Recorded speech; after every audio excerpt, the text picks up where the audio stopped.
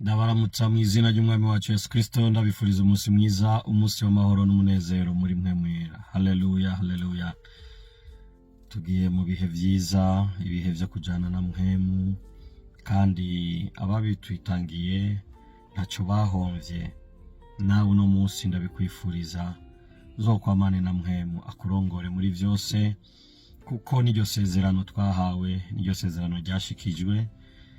Usomye muri Yohana igice cya 16 umurongo w'indwi, Yesu yababwiye ko ivyo babera vyiza ari uko yogenda akabarungikira umwitsa, kuko natagenda umwitsa ntazoza.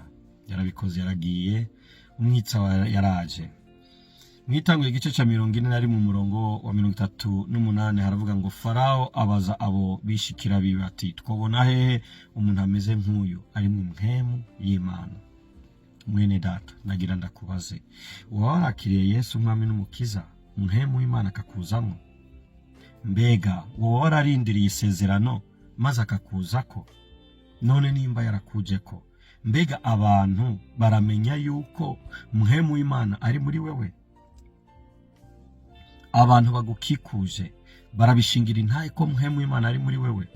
Aha yari Yosefu atanze inyishu y'ikibazo cyananiye bose. Bivuga ngo mpwemu w'Imana ari muri wewe biguha uburenganzira bwo kuba umuntu adasanzwe no gukora ibidasanzwe, kugira ngo abagukikuje bamenye ko mpwemu w'Imana ari muri wewe maze bayubahe.